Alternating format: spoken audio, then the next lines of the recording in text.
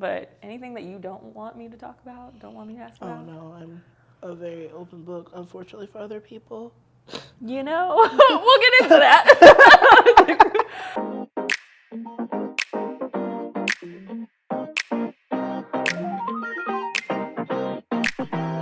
Hello, and welcome to the Here to Uplift podcast, where we center the stories of impactful changemakers, entrepreneurs, and community leaders who have done the hard work of uplifting themselves through adversity to get where they are today, and now uplift others along the way in their journeys. I'm Lolo Fisher, your host, lover of all things wellness, healing, and empowerment, and I would greatly appreciate if you show us your support by liking, subscribing, and sharing this podcast with others. Let's get into it. Today, my special guest is Tanisha McClain. You might know her as your favorite local baker and mixologist, or the salty sweetness from the South, Peachy Queen. Though she wears many hats, she is known for making an impact in everything she does. And trust me, she does it big. So loved by her community, I am so excited to share this episode with you where we dive deeper into her story and learn about what makes Tanisha who she is. The unique, fiery artist, tenacious community leader, and sweet yet don't play with me soul that she is. Hailing from North Carolina and now calling Merced home, Tanisha keeps it real with us and talks about protecting her peace and time as a busy entrepreneur, the balance of caring for your body and health and your business, and how you can embrace being different, even from a young age or when you enter a completely new environment. All these gems and more. Without further ado, let's get into it, y'all. All right, y'all. Welcome back to the Here to Uplift podcast. I'm here with my special guest, Tanisha McClain, who has many other names, whether it's Peachy Queen or Kishi Fairy and all the things. But for me, not only as a colleague and associate collaborator, she is my friend and the first person I was introduced to in Merced, California, which has a whole little backstory. She's from North Carolina. I lived in North Carolina for a bit, and when I moved to a place called Merced that I had never heard of in my life before, one of my friends was like, I have somebody that you will absolutely love that lives there, and go figure. She was right. Thank you, Crystal, if you're listening to this. Thank you, Crystal. Tanisha is one of the best people I've ever met, especially in this town. She has been such a savior for me for a lot of events and things that I've been working on, but more so such an inspiration for the work that she's doing, the way she impacts community, and now for even some of our girls' dates and girls' trips that we've been going on. So I'll let her introduce herself before I just keep going on and on and on, but please welcome my guest, Tanisha. Hi, I'm Tanisha McClain. Yes, I do have like 50 billion names. Peachy Queen in the Burlesque community, Pito de Gallo in the drag community, Kishi Fairy or Kishi Creations for my business, and just T, the letter T, as a bartender and a mixologist, because sometimes people can't remember my name, and that's a whole nother thing. So yeah, I've been performing spoken word, drag, burlesque. I'm a chef and baker, kind of an all-around tournant in Merced, and yeah, it's been pretty cool. And sometimes vintage fashion person. I really like playing with maximalist style. Mm-hmm. Yeah. I love it. So I feel like one thing is that when you go around town in general, within Merced and the Central Valley, like people know your name. If I say Tanisha or if I say Kishi Fairy, people are like, oh yeah, I love her, or I love her goods, or whatever it is.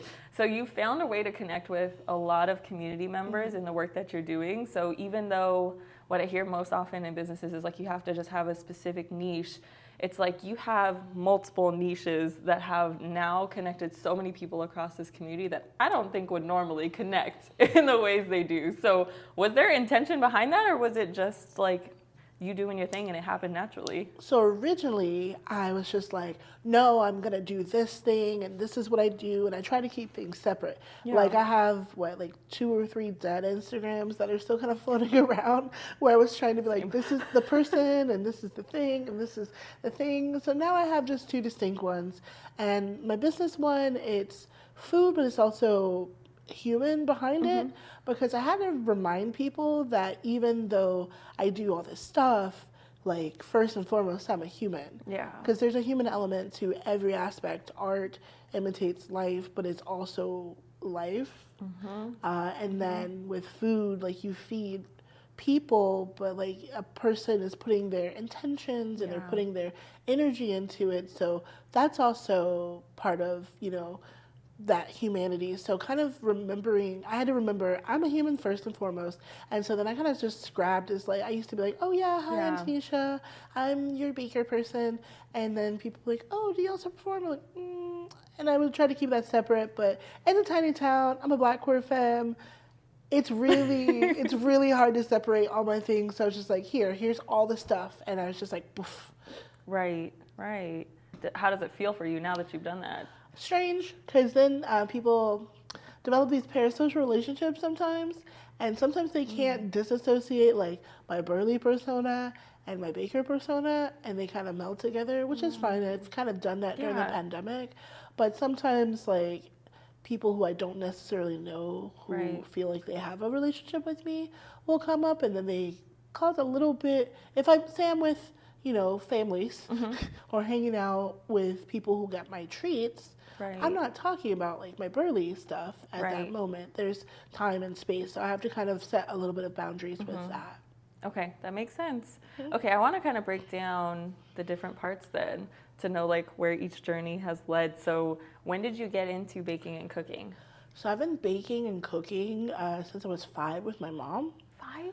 5. I had a little step stool beside the stove, and she told me how to cook eggs, and she showed me how to do, like, little bits and pieces in North Carolina. And, you know, we go and get some ingredients, and I'd help, like, crack stuff, or, you know, she'd be like, here, you put this in there. So I'd help cook with her.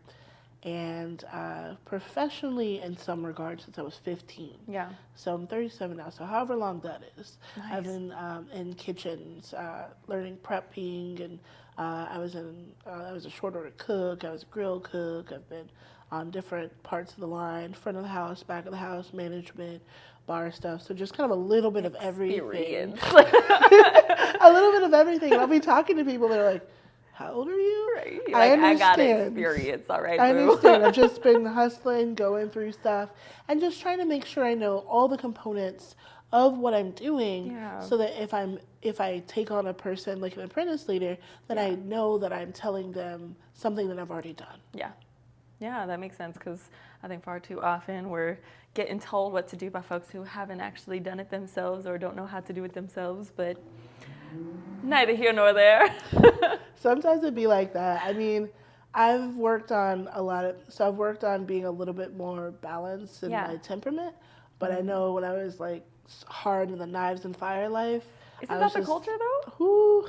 It can be. Like, the culture is a little aggressive behind the scenes, right? Yeah, it can be. Like, I'm pretty intense by myself when I'm in the kitchen, so I know exactly what I want to do. I know exactly how I want things to be. So I try, even if someone's helping me, I'm like, hey, so I need you to do X, Y, and Z. I'm a little bit, like, just very direct. But I know when I was in, like, the full knives and fire life, it was do this, do that, go there, be there, be there. And then I got into that mentality, so I was a little abrupt. And so I've worked on that as I've had my business, because I really don't want that energy to go in my food necessarily. Because my food, it comes from, like, ancestral love. It comes from, like, being, like, the warmth of being Southern, the warmth of, like, just wanting to share my food love with other people. It's not from that energy, that frantic energy. I don't feel like that was conducive to help me grow. And you had to divide that, which is, I think, harder for a mindset than it is in action. Yes. Yeah. Okay. I'm curious if you could pull, like, a couple life lessons from your experience behind the scenes in the kitchen and with your own kitchen and cooking now. Like, what would those life lessons be that translated? Going back to your human beings first. It gets really intense in small spaces. Keeping a cool, like, even if you have to walk away for a second, come back to the space, because in those moments, there's a lot of animosity that doesn't have to happen. It doesn't have to happen. And so, you know, being very honest and genuine, it took a long time, because you're trying to fit into kind of a mold sometimes. And at this point, like when I was younger, I was like, yeah, chef, I'm going to do this. And just kind of shaping myself into something I wasn't. Yeah. And then once I started leaning into this is what I want, this is what my vision is for food, this is what I envision, and putting that into it, then I got more of a calmness that exists when I'm in a kitchen or even going into other people's kitchens. I've guested places, I've done that, and then I have a greater understanding of just how, how I can kind of circumnavigate that. Yeah. Yeah. Can we talk about shaping ourselves? Yes. Like, I like that you use that phrasing because that's exactly how it feels sometimes in any career where you're working for somebody else, but also just in life, if I'm being honest about my own experiences for family, for friends, like how we adapt and shape ourselves to what other people are expecting and needing from us. And it's hard. It has been hard. I'll use past tense. It has been hard to circumvent, as you said, and really figure out what is it that I vision for myself when you're so enthralled in shaping yourself for somebody else. It took a long time to settle into who Tanisha, who Peachy, who Pito, who I am at my fundamental core. Even when I first started, burlesque and drag, I was just like, oh, I'm supposed to do this. I need to do this. I see this. This is what is going to be accepted. And I was looking for a black mentor, black queer mentor, and I had found Dahlia Cash, and I'd seen them performing online because they don't live here. They're from the Bay originally, but I'd followed them for a little bit when I was starting. I was super baby, and they were coming to Oakland one day, and I was like, hey, so I'm a baby, and I'm just flailing. Can I come see you and just like talk to you because I think you're awesome? And they're like, yeah, come on. And so I met them, and they're a great and wonderful human. And then we developed a friendship, and they were like, the first night, they're like, Glump, here, you're part of Castro. That and they welcoming took me, and right away. Oh, it was so necessary because I had been told, like, you have to do this, you have to be this, you have to, like, mold yourself and shape yourself into this thing. And having a person just kind of accept me just for the bare rawness, and then as we've grown in our relationship as friends and mentor mentee, just be yourself. Do what feels authentic to you. Do what like makes you happy. And as I've leaned more into that, that's where my foundational of my own self like has been shifting towards that. Because now I have decided, I'm 37 now. I've decided, I'm going to live my full self. I'm going to live my authentic self. You're going to hear the voice if you don't want to hear it. You're going to see what you don't want to see sometimes. It's going to make you uncomfortable. But I'm here. I'm going to talk about mental health. Oh, no. As a Black femme, we're told not to, we're told to wear this mask sometimes and not to take that mask off. But I am a neurodivergent human. I'm queer, I'm fat, I'm Black. All of those things are things you see. They're things that people kind of automatically judge you for. So I'm going to take hold of the reins of that narrative, and I'm going to shape how my conversations talked about.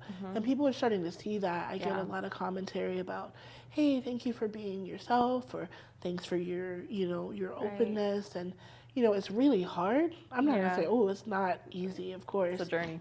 It's a whole situation, but being more of my authentic self and, letting people know, hey, I'm having a bad day. Hey, I'm having a low energy day. Hey, today is a great day, and this is why. Hey, my therapy appointment went great.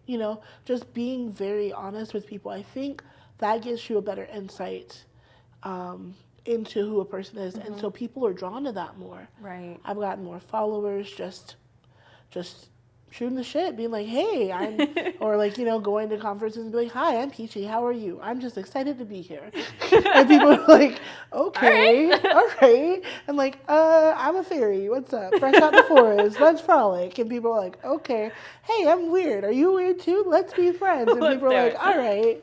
Yeah, but I think that's something I've always appreciated about you is like, one, I know you're going to be honest with me, like, instantly from the start. I could tell with your facial expressions, one, but also you'll say it straight up. You're direct, know, in terms of what our interactions are like. If I see a friendship with you, if I see a business relationship with you, like, it's clear from the start, and I've always appreciated that. But the piece is like, your authenticity just exudes this really like light. It exudes a light out of you. Like when I see you talking to other people, even behind the bar sometimes when I've like visited the Partisan, or I'm like, no, I want Tanisha, because I know everything she makes is with love, with light, with intention, like baking a drink, like a dance, every performance. And I'm glad you're talking about the human side that's behind it, because I think we've been taught, and I'm saying we proverbially, but I think we've been taught that everything we do is for entertainment, especially when we're thinking about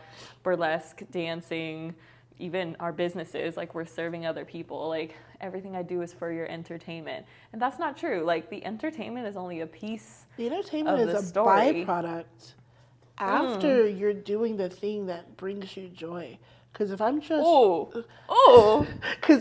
shucking and jiving, if I'm just dancing for you, there's not the spirit involved in it. I can dance for you so case in point, when I've done things for themed shows, I like some themed shows, right? Right. But if I just create a number for a show, it's completely different than if I make something that I've wanted to make for me. And I can tell that there's a different energy. I mean, I'm putting my 100% into it. I'm putting my intention behind it and things like that. But that original intention of, I embody this. This is mine. Like, this is from me, and I'm gonna do it. I'm gonna do the best damn thing I can do. That's different than I'm gonna make this for this show. Yeah. And so I think, I have a number, and it's a burlesque number, burlesque poetry. So I've been a spoken word artist for a long time. Gotcha. And I thought it would be a number that people would be like, okay, yeah, it's different, whatever. It is probably my most requested number. Surprisingly, I was like, oh, people are going to like this thing. People might like this one. No, this is my most requested act. It's an act that has gotten to a festival. It's an act that people request specifically. It's an act that has won like a competition. And it's something that I created because I was like, I love both of these things. Let me see how it works. It was experimental, and now I'm creating more of that type of number because I really like it. And it was real to you. Yeah. And it translates. Like, the realer we can be, the more we attract the realness that matches us and that aligns with our work and the opportunities. And I'm learning that in this season right now. Like, the more authentic and real I can be, the more I can put myself out there and say, hey, this is what I love to do. This is who I am. Then it starts aligning. I meet the right people, the right places, and it does line up. Stop trying to shape ourselves for everybody else. It took a long time. It does ruffle some feathers. I do get a lot of pushback. There's some people who feel like I should be more shaped in the way that, you should present yourself like this because, this person is viewing it, or you should do this because then you'll get here more. But after a bit, like, I'm tired. Honestly, like, I'm tired. My body tired. My mind gets tired. My spirit gets tired. And so I like to let people know, like, I really want to, I want to inject this place with, good energy, good vibes. I want to come being there, but how I'm going to do it is coming as myself. And, I mean, we all have a representative, of course. When we go into public, when we're doing different things, we have a representative. And that's kind of our protector, right? But my protector is starting to be a little bit more shaped like my tired self, too, with just a little bit more glitter. Yeah. Just a dash more glitter. Just a touch more glitter. Okay. It's starting to kind of, shape together. So who I am as a person and kind of my values as a performer and my business, they're kind of becoming similar at this point. I love and that. it's been a trek. It's been a trek. Like, there are days that I'm just gonna curl up in this heated blanket and not leave the house, and I'm not, because I'm an omnivore. Like, I'm just extroverted when I need to be extroverted, and sometimes I just need to decompress and not people. Yes. And I have to tell people that, and be like, Today is a not people day. Today is a not people day. It's a heated blanket, and I need to give myself grace, because for a long time, especially starting businesses, I had to start my full business under the pandemic. Like, I had to cross my T's, dot my I's, without it being a pace that I wanted it to be, honestly, because everything kind of closed, and I didn't have that cushion. And so what I discovered about myself during that part is I hate that constant hustle life. I don't like it. I don't like the constant hustle life. I'm a hobbyist burlesque performer because of that. I love that my friends and really amazing humans can do this, like, full-time show human life and make it work. I love that people can do this full, like, hustle life and they can make it work. That is not my scene. My scene is to make sure I have some semblance of a cushion. Like, I'm a bartender right now, or if I open a business, I'm still going to do a thing, because I've been, bottomed out with no cushion. And having that consistent treading, I don't like it. I don't like it. I don't like that wake up at 5 a.m., go to bed at 10 p.m. and do it all again. I don't like that consistently. I still have to do some of it, but that 7 days a week, 24/7, that's not me. Oh, we don't talk about that enough, is that it is not one size fits all when you think about entrepreneurship. I think I definitely, once getting into this journey, have gotten a lot of advice, and a lot of times it's in the form of encouragement, like, you gotta grind, you gotta get those days. And I've been pushing myself, and there's days where it feels great. Like, I got that grind in me, it feels good. I'm like hyper focused, super productive. And then there's days where a migraine hits that I don't expect, and I'm reminded, like, oh, I have some health challenges that are telling me to sit my butt down right now, and I gotta listen to it. And then it really made me think, like, the dream, the goals, the business doesn't have to change necessarily, but the systems and structures that make it work do. And I think that's one of those things that I'm hearing, like, with your example, for sure, is like, yeah, I did that, and that's like the culture, that's the way we did, but what I need as a human looks different than your typical entrepreneur business structure. And I've recently found out about some health challenges that I'm having. And so that's changing how my body works.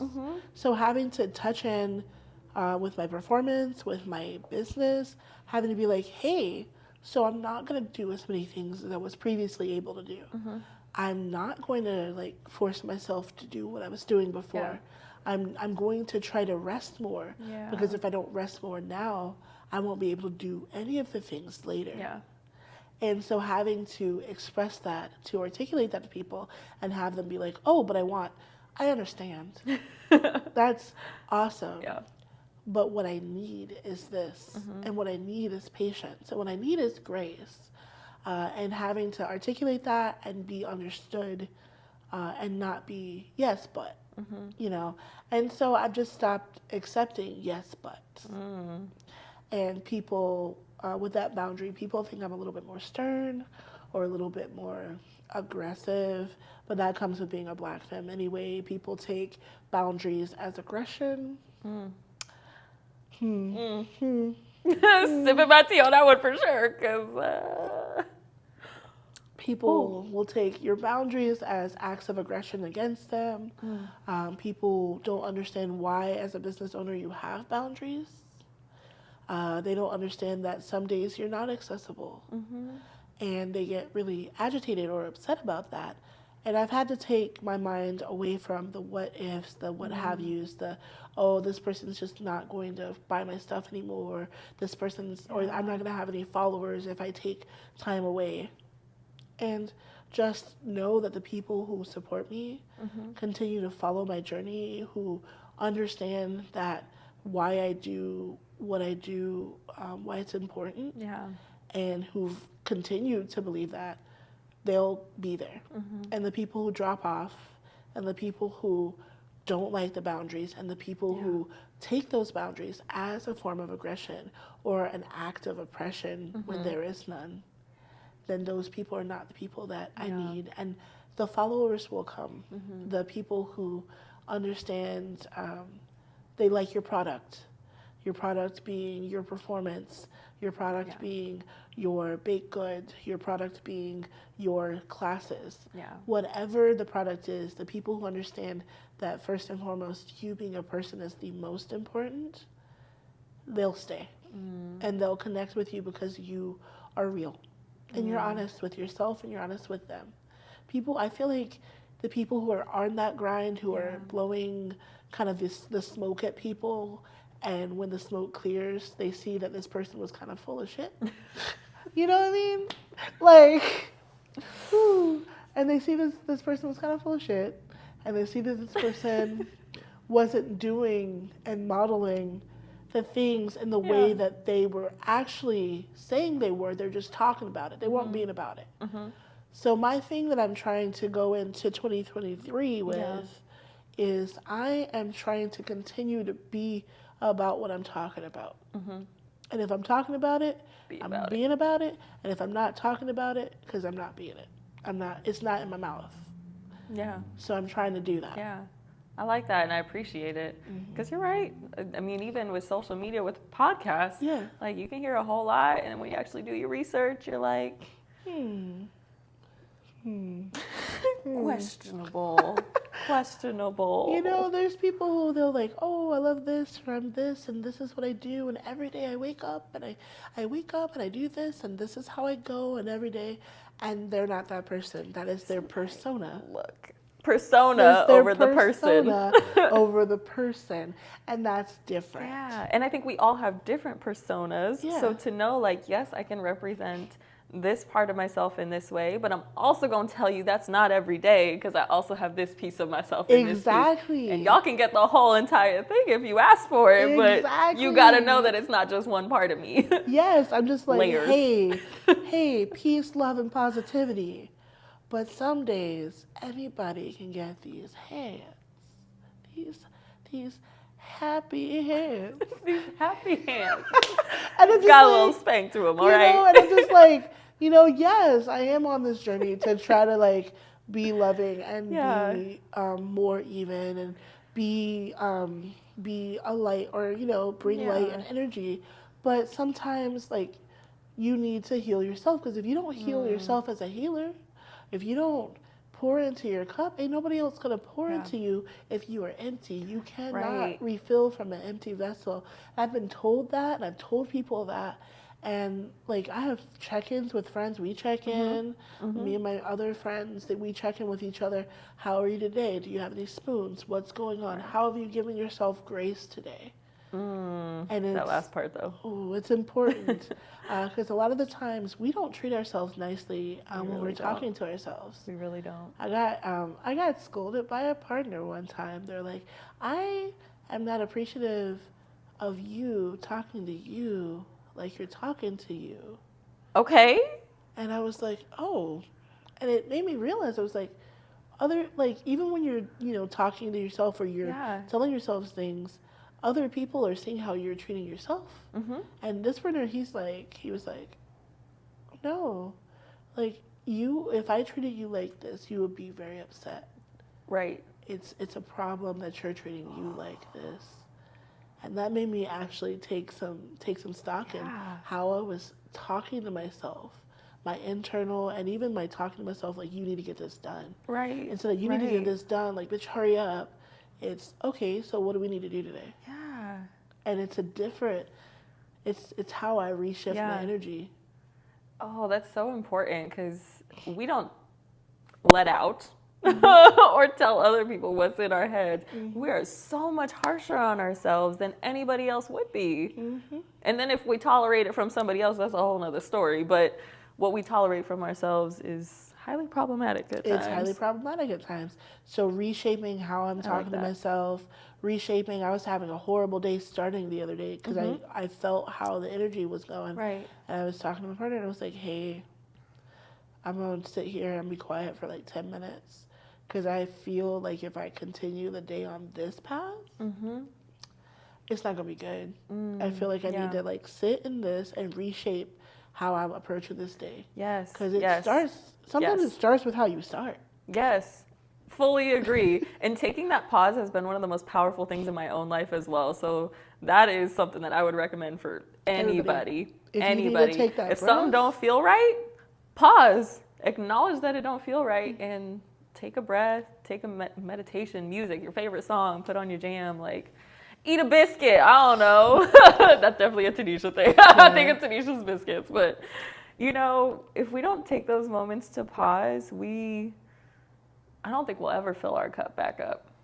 We just continue down the same cycle until we decide to stop. The hustle life till you die. Like, that's like, there's so many people, and I'll say it, the extra hustle, no softness culture is toxic.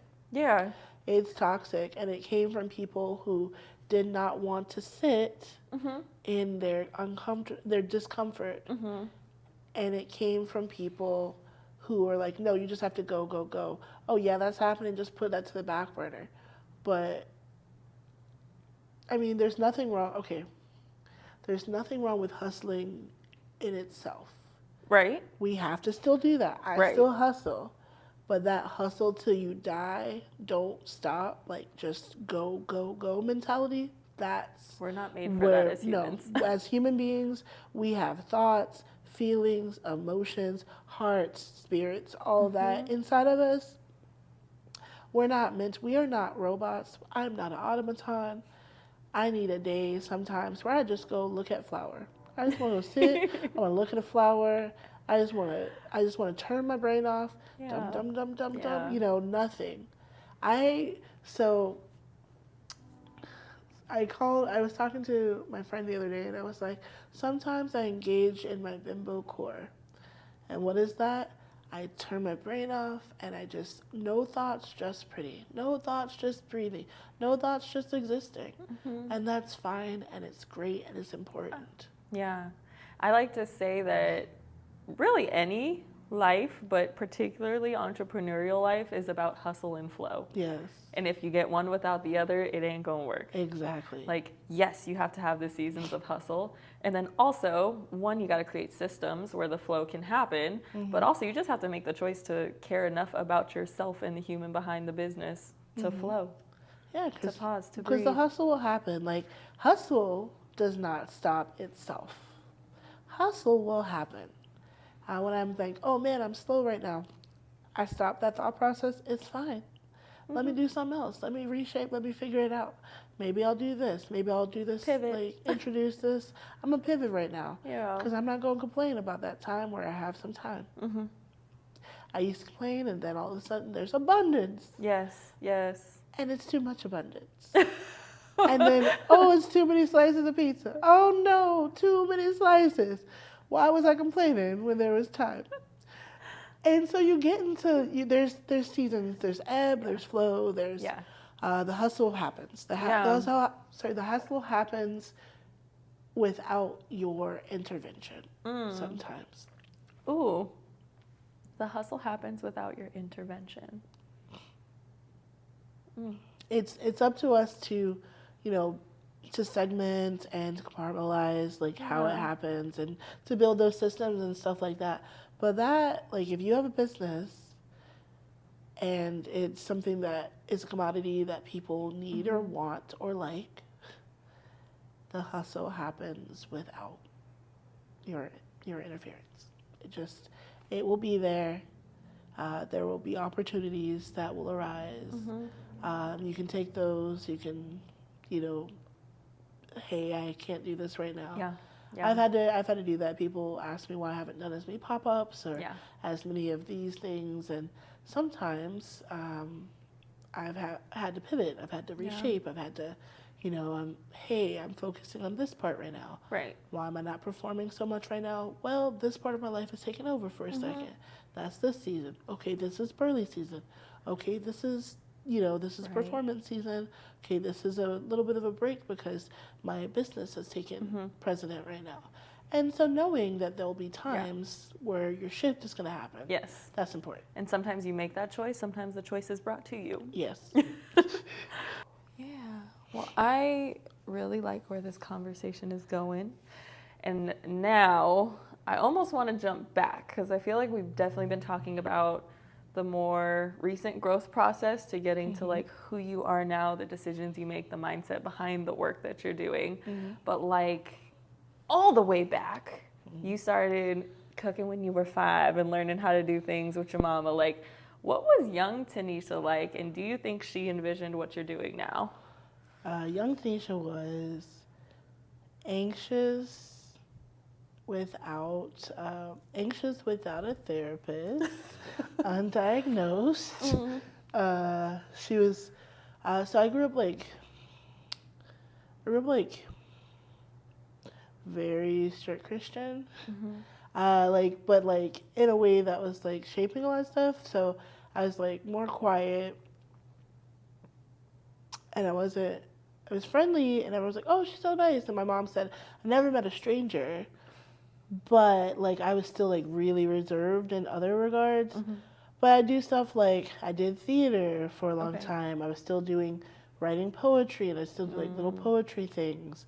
And I think the friends that I had at the time, they were the foundational help to like get out of my shell. Like so we'd go on these adventures, and we like talk about stuff, and then we talk about more things than just, you know, school and church. So that was cool. And I had these I had like a core of like 3 really amazing friends. Like I had other really cool friends like that I'm still friends with. Actually, so my high school was pretty small. Okay. I went to like this small high school in Wilmington, North Carolina called New Hanover High School.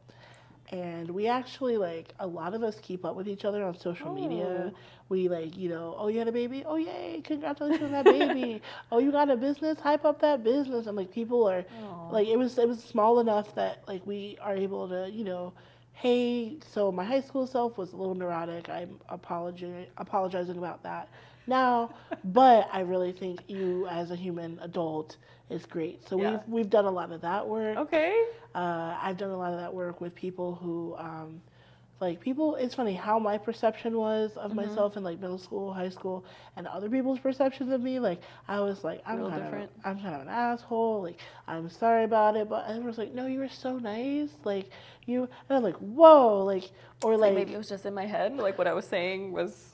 Or maybe they thought that I was joking. People have a tendency to not take me seriously sometimes because my face is half eyeballs and half cheeks, right? Like, it's just half eyes, half cheeks. So it's just, and a little mouth. That's it. That's like my composition. So I've always had these cheeks, and so people are like, oh yeah, she's saying that like mean thing, but she's like totally joking. And I'm like, oh, I wasn't. I wasn't joking. No, but I'm going to take it back because I should have said that. But yeah, I'm not. So it's one of those things. So sometimes people just don't take me seriously when I'm talking about things, and they didn't for a long time. Gotcha. And I'm the oldest, so I had this like oldest like mentality for a second. And yeah, so young Tanisha was neurotic and strange, and like, but I was always determined. Like I was like, I'm gonna be a chef, or I'm gonna be an actress, or I'm gonna do this, or I'm gonna do that. Yeah. And so I started cooking. You know, I did a class in my high school. We did home ec class, and you could teach. You could do textiles, or you can do culinary. And so I did culinary, but we would do a cool thing where we would stage. We'd like go into a restaurant downtown, and you would learn how to prep cook. And that's as part of the credits for that class. That's amazing. It was really cool, and I don't think they would do that too much now because liability. I like chopped. I chopped like one of my fingertips off one time. Like, it was a lot. Like, but it was like learning. Like, hey, you learn. But I learned. But I learned to tuck my fingers in. You cutting, you tucking your fingers in, right? Your fingies, tuck them in. You chopping, right? So like I learned stuff. But I learned like on the job training stuff, and then I got hired on to that place the summer after, so like 15th year. So that was really cool. And like the teacher I had then, it was really funny because she was just like real nice. She was salty and southern, you know, salty southern lady.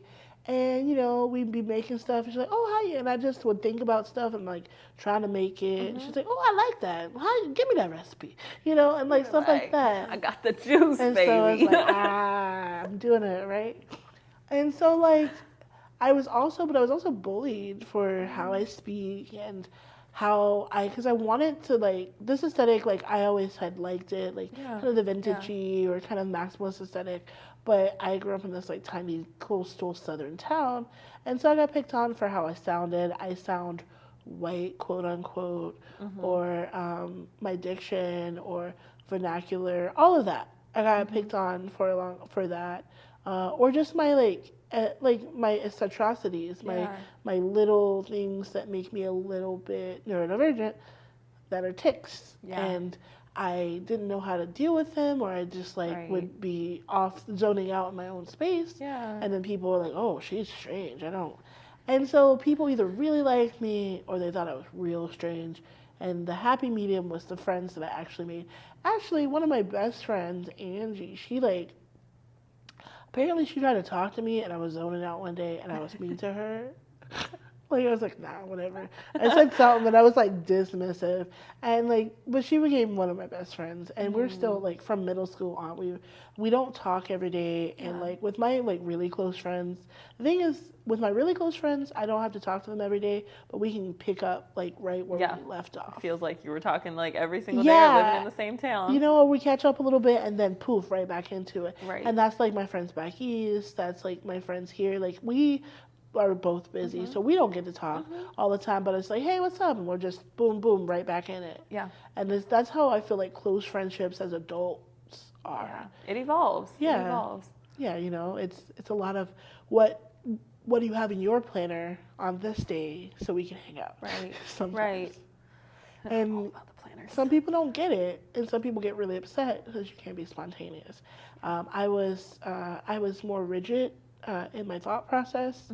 As a younger me, I would not have thought I was going to do burlesque. No, I'd be like, ooh, who, what? What? Your body not like that. Like, you don't know. You know, I was that. I was kind of like, as I'm an elder millennial, so as the younger kids call, I pick me for a second. Oh, that girl don't need to have that on, boy. Ooh, because like you get kind of conditioned into that, and you get conditioned into like you're judging, and so I had to deconstruct a lot of upbringing, I had to deconstruct a lot of, and just like unlearn a whole bunch to be this person. Yeah. But it's a process for everybody. Some people, they have that access when they're younger, and some people they don't. Like my college experience, I went to a PWI, a predominantly white institution. And still in North Carolina, right? Yeah. Okay. I went to Western North Carolina. That's how I met Crystal, actually. Crystal was one of my really close friends there, and like we were the weirdos. Like we'd like, okay, let's just dress fancy and just go eat at the dining hall today. Let's just be randomly weirdly fancy. Oh, let's mismatch today, intentionally. You know, or something silly, you know, and we just do playful, silly things, and it was more like that. So we both got to indulge in our whimsy, and I had a couple friends like that. But then on the flip side, like, you know, it was in the middle of like the mountains, like in the valley. Queerness was not acceptable. Like, there was very few black folks, so we like got to know each other very well.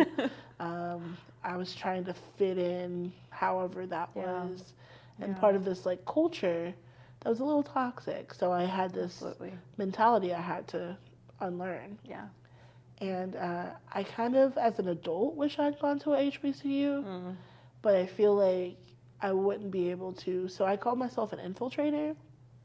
Tell me more. And so as a healer, like, you know, there's healers and there's in the work that we do for like social justice or like inclusivity, there's people who are meant to be on the battlefield, like yelling and being those soldiers and warriors for that. There are people who are healers, and then there's people who I call who are kind of healers, but they're also infiltrators. And infiltrators go into spaces that are not necessarily safe or have not been traditionally safe for other people, and they plant like change seeds of change. And so I feel like I've been an infiltrator even in the community, going to spaces that are not necessarily the spaces that people have been welcomed into, or going to spaces and being the only of a thing, or being that, that example of something, and then being like, no, but I'm Black still. Yeah, no, and but I'm being queer your still. authentic self in and those being spaces. myself in those spaces,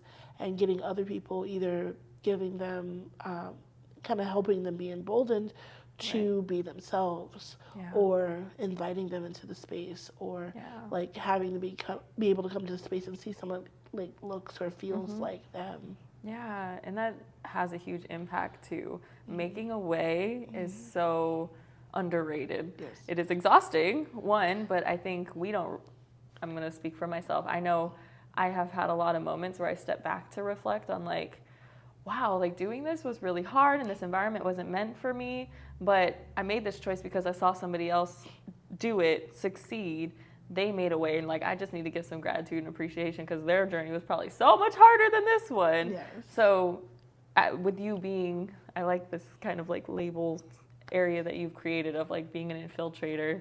It's a lot of work too behind that people don't see and recognize. It's a lot of work. It's emotional work especially. Ooh, it is. It can take a toll, and sometimes I don't. Sometimes I'm just like, nope, not gonna do that today. But I like to go. Like, I'm not going to not go to a space because I was like, oh, that's not for you. It's like, oh, why? But why?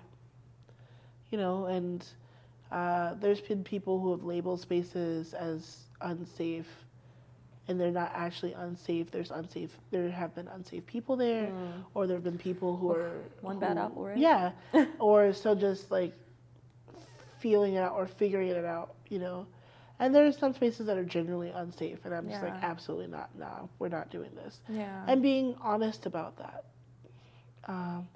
and trying to create spaces, like even in Merced, like, I've run poetry things. I am openly queer. I'm openly polyamorous. I'm openly fat, unapologetically Black. Like all of those things, and just living my truth every day. Yeah.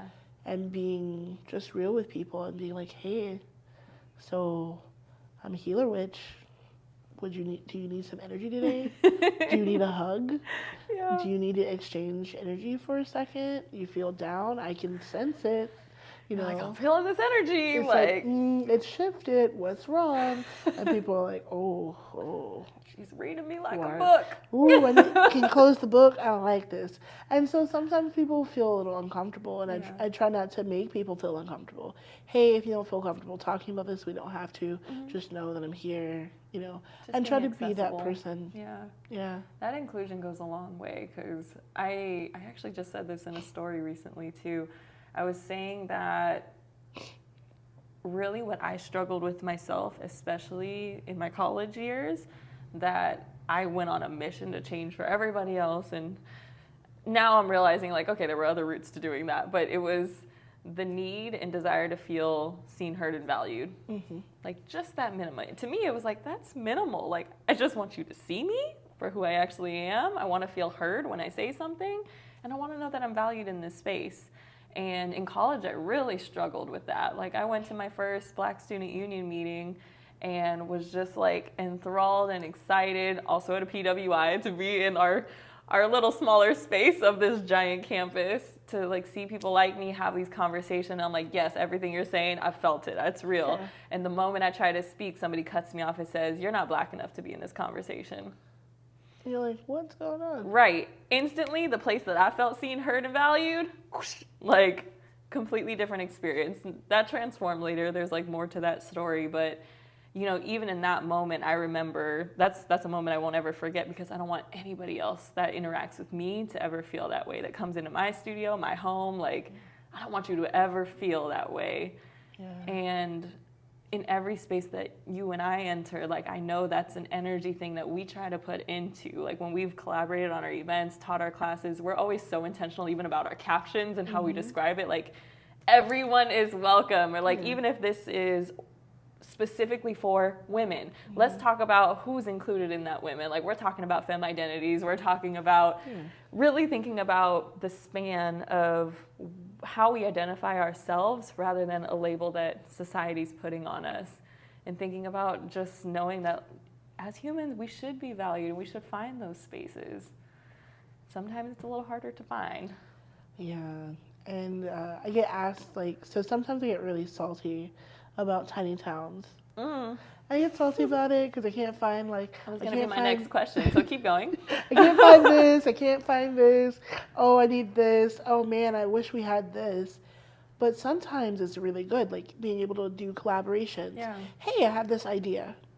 What do you think about this idea? You want to do this thing? Let's go. And being able to actually make that happen. So I think that's one of my favorite parts of small towns. Like, I'm about to do this show, you know, at the end of January, and there's so many people that are like in my corner for it, right? Yeah. You know, that I interact with on a daily or weekly basis. Oh, that's really cool. I'm glad you're bringing this here. Let me help in some way. Versus when I was in city, it felt like it was like pulling teeth to get people to kind of work together.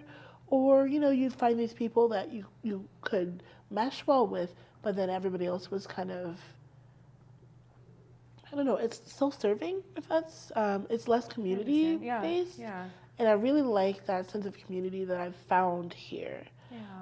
And sometimes it's not, you know, sometimes it's not all shaped up pretty and like wrapped up in a nice little bow and box. But sometimes it's really nice to know that you can rely on these people. You know, you can rely on other people a little bit, at least. Oh, that's a hard one. It's a hard one. Yeah. But okay, that was like part of my next question to you is, you still identify as a Southern woman. What made you decide to transition out of the South into the West Coast? Well, I went from the South to DC first. Okay. So I was in the South, I was in like the Southeast, and I went to the mountains, and I was like, okay, I don't think I want to be here. Like, just, so things I like about the South. I like some of the genuine hospitality that you get, like, you know, you never leave hungry from someone's house. I like that, you know, somebody gonna be your cousin. Like, you know, you never meet, like, strangers. I do like, I miss the food. I miss a lot of my friends and some of my family there, right? I do also like the fact that people will genuinely be honest about their racism. I would much rather have someone say, Right to your face. Right to my face, I don't much prefer your kind, but I'll bake you a casserole if you get sick. Right? Versus in like northern states or in California specifically, people have I have a black friend syndrome, or I have a fat friend syndrome, or I understand the cause, where it's just talking about it, not being about it. So blatant. You know, and it's very subtle. But I have had friends that weren't my friends.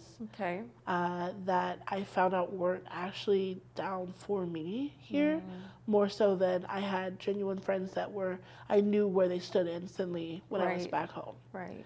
Interesting. What I do like about California is I don't have to have a fear as much of being out, of being queer, of being, you know, in my body and identifying how I identify and talking about what I'm talking about. I have a lot more agency than I would if I was back home.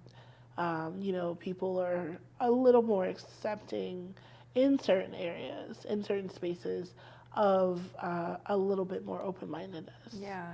Not necessarily continuously, but there are people who are going to be like, people will check people. Faster. I feel like. Well, and I feel like that happens more in the cities, big cities in California, than in a small town. So there's still a choice there to be mostly in a small town, although I know you travel a lot. So I'm curious, does the agency feel different when you're like in the Bay Area versus here in Merced? So what happens in small town versus cities is, in cities people are talking more. In smaller towns, people are listening more. Oh, okay. I have not thought of it that way. So people are listening more. Like like I said, the collaborations that I've had have been people sitting down over coffee or food, or hey, this is a really cool idea. I heard you talking about this thing. I'm curious as to how you want to go about it, and actually having real conversations about it.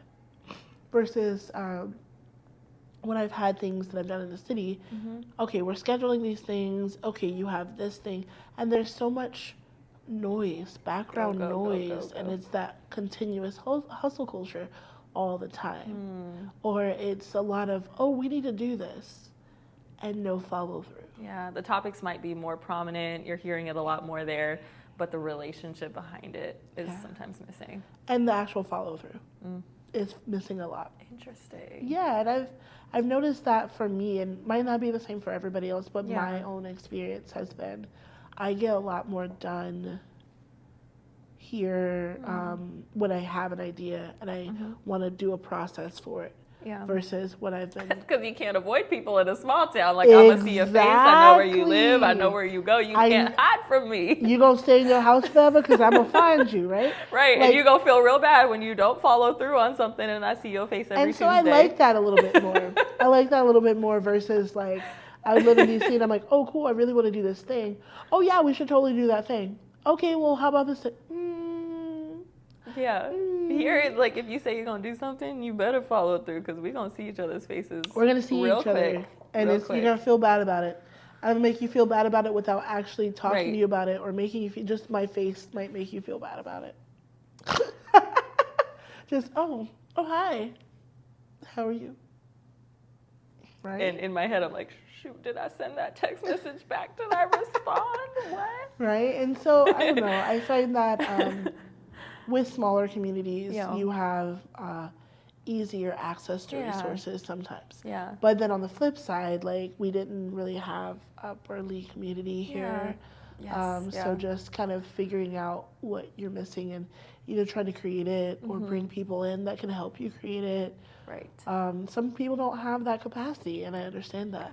Pros and cons to both, for sure. Yeah. So there are pros to cities and cons to cities and pros to small towns and cons to small towns.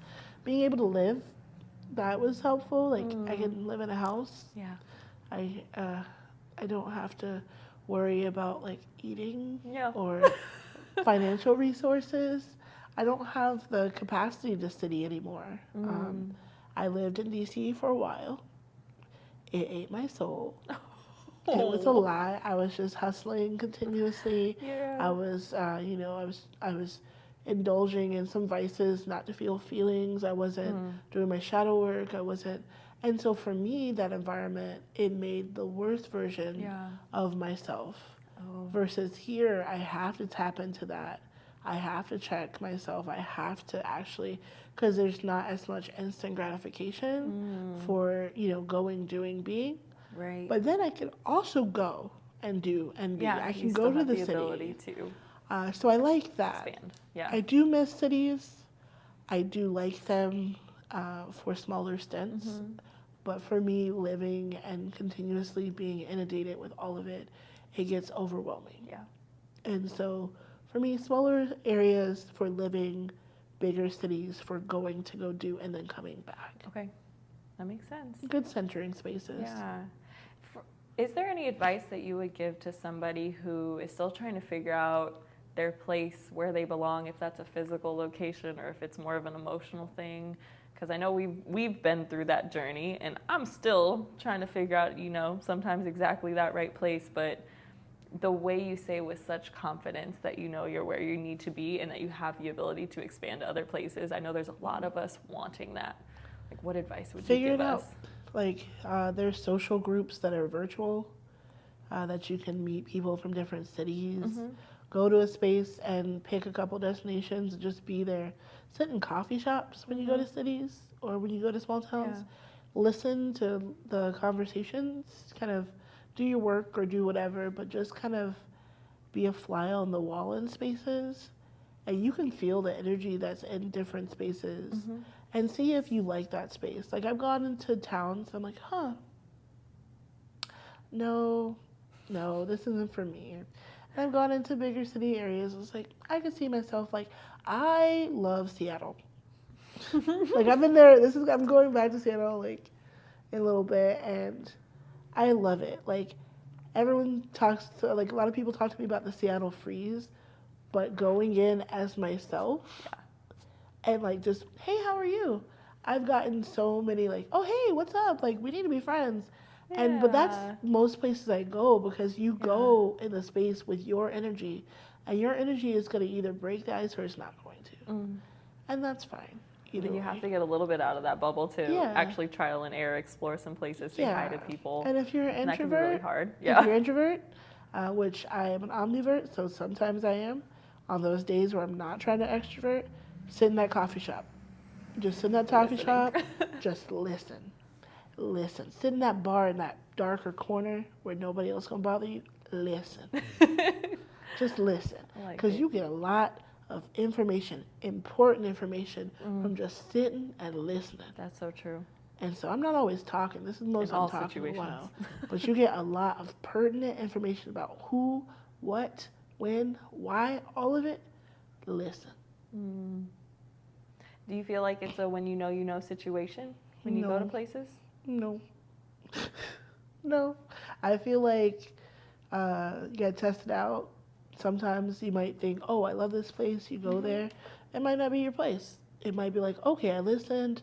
I feel like this is good. But you might not go into the right group of people. Or you might not be in the right part of the area. Yeah. I know when I first moved here, I had a whole fiance. I didn't know that. When I moved to Merced, I had a whole person. I was like, I'm going to get married to this person. I'm really excited about it. And he got big fish in a small pond syndrome. And I let him go swimming away from my pond, and it was helpful. I was like, okay, you go ahead and be terrible by yourself. I can do this by myself. I'm done. And so originally, I'll tell you, I stayed in Merced out of spite. Okay. I spite stayed because I was like, no, I'm not gonna go back there, and then you be here. And so then I was like, I'm gonna haunt your days. So Stop. No, I will say that I stayed. I was like, okay, I'm gonna go. I work this place, you get your upper. I'm gonna go work this place, you get your downer. I'm gonna talk to all these people. I'm gonna infiltrate spaces I know you're gonna be at. It was a little toxic. I'll say it.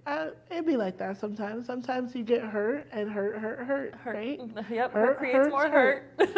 But then when I was just in these spaces and people were being so genuine, they were being honest with me, and I was like, oh, I really like this. Okay, I actually genuinely like this. And then when it became not a spite stay, it became I'm staying because I want to be here. I could go back, but I'm staying because I want to be here. Okay, well, I like this. Okay, I like this. I'm able to do this. And I'm figuring out, buying into the community, buying into the people, that gets you a better overall quality of life. Yeah. When you're just in a place and you're like, well, I'm just here, I'm gonna go make my little money or whatever, and then you just check out, then you don't get that experience as much. Yeah, that's true. So many nuggets to chew on too. As you think of place and space and belonging, especially those are the patterns I'm hearing. In this present moment, what are you most proud of? Oh, I found a new therapist. All right. I went to my intake today, and they seemed chill. So we'll see how it goes. But actually taking that first step, being I need a therapist that resembles me. I need a Black femme therapist. I had another therapist. They were trying to be my friend. They were not being professional. It was just not cohesive. And actually be this is not fitting and working for me. We need to stop. And finally being okay, I do need to find a person that is not a friend and that is not obligated, but has a professional stance on talking to me about these things that I need to actively work on. Yeah. So one of the things I'm most excited about is being able to be I'm finding things that I have been not addressing, I'm starting to address them. Because that journey never stops. Because it never stops. You can be at the most zen spot. You can be oh yeah, I got it together. Everybody don't have it all together. We all need a little help. Either it's friends or it's therapy or it's something. Yes. We need something. Yes. Behind every successful person you see, there's a story and there's a healing journey continuing to happen internally. Yeah. So what would... One second. Okay.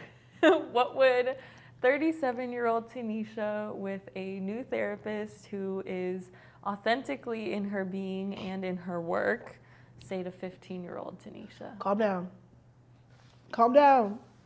It's not all problematic. It's not all a problem. No, you're not everybody's problem. You're not a burden.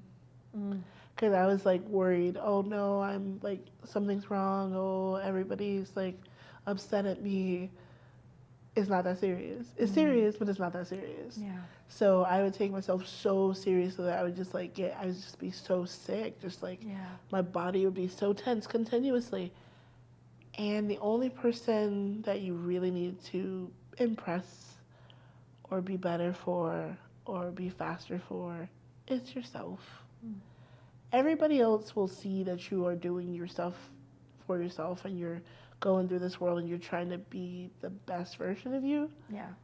If they want to see it. They're going to see, people are going to see what they want to see from you anyway. So that chameleon nature that we have a tendency to do, stop. It's too much. It's expelling energy for other people at that point. And there's no need. Yeah. There's no need. Those people that are in your corner that are going to be there, they're going to be there. All you got to worry about is just being like the version of you that is the best for you.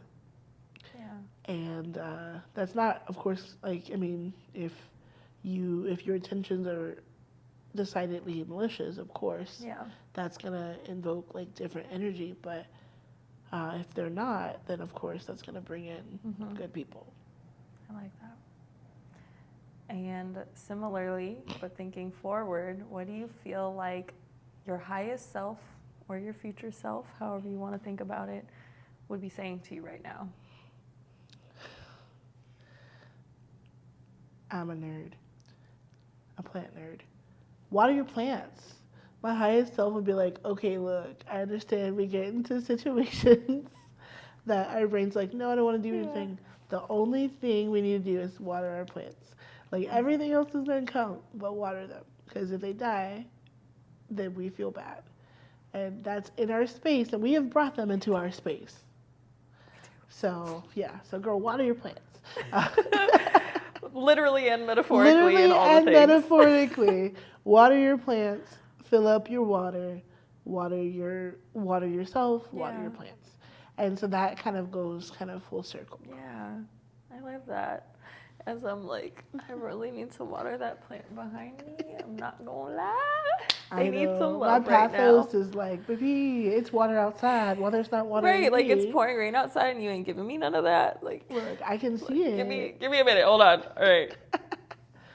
Because we do that to ourselves. We do. Like, we do that. I know I need some water, but I'm gonna just push through this real quick. I'm gonna just get through. It's like, girl, you know you're gonna die if you don't just water yourself for a second. Yeah, it's important. So water your plants, water yourself. Take that 2 seconds, take that time, take that energy, hold that space, be present, do the thing. Yeah. I only got 2 more questions for you. Okay. What is 2023 bringing you? What do you foresee? What you working on? What are those big things maybe? If you can give us some insight. Top 4. I'll do top 4. Okay. Quarterly Burlesque review. I got 4 shows coming this year. All in Merced? 4 in Merced. Okay. Yeah. And a festival out of Merced, so that's not part of the quarterly review. But 4 shows. Merced shows, so local shows. Yeah. I'm bringing people here, and I'm just bringing different environments and different atmosphere each time. So look out for that. 2, figuring out a better organized space. Because it's been a challenge. So that is me manifesting that. That's happening.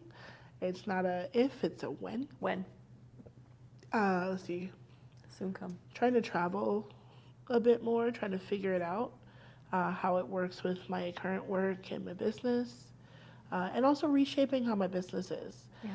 Because I am going to eventually, number 4, be working towards a goal of a brick and mortar space in a couple years. Yes. So kind of sitting down, saying what that looks like, how the process to get there is going to happen, and kind of what I want that space to entail. Yeah. And potentially writing a cookbook. Ooh. That has some stories. So I have that kind of in the works. Yeah, but it's going to be like probably a smaller one first, and then expand it out. Like a little trial to like give us a taste. Yeah, just like here, you can have a couple.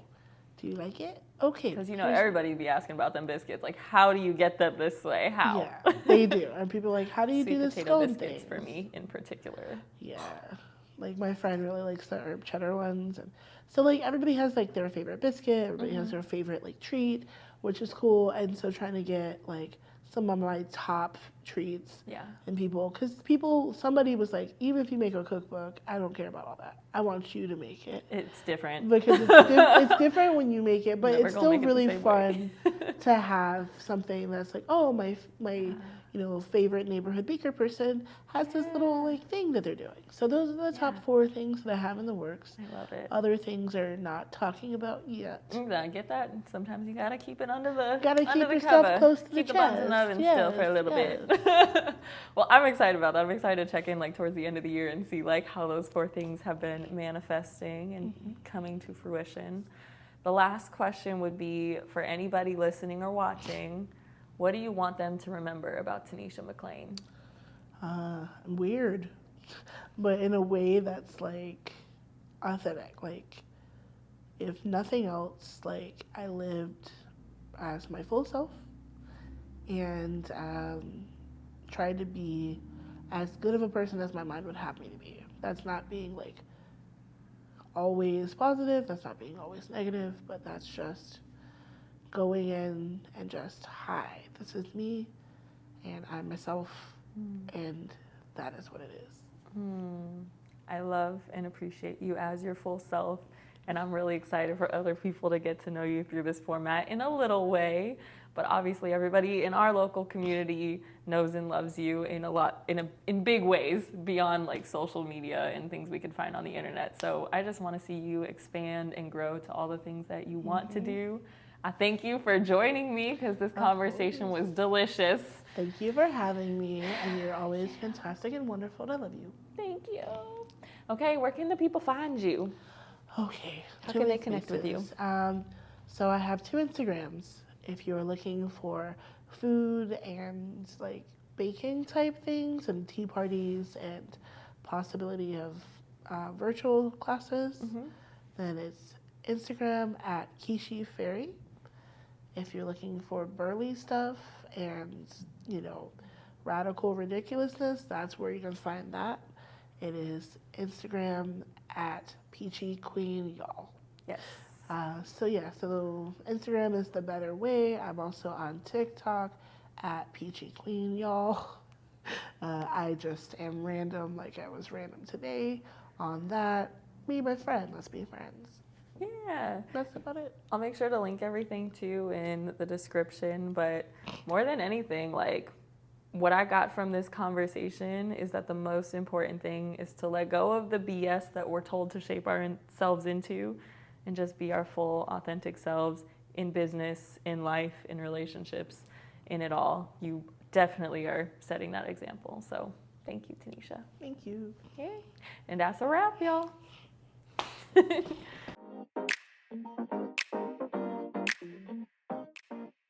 Thank you for tuning in to the Here to Uplift podcast. New episodes are airing every week with some bonus episodes in between too. So make sure you stay tuned by subscribing, following, liking, and engaging with us to let us know what topics you're most interested in and what might inspire you along this journey. We're going to keep working hard on our end because we are here to uplift not only ourselves, but our community too, and that includes you. So I can't wait for you to hear the next episode. But for now, do your thing, let's get it, and let's keep moving forward. Uplift yourself, friends. You got this.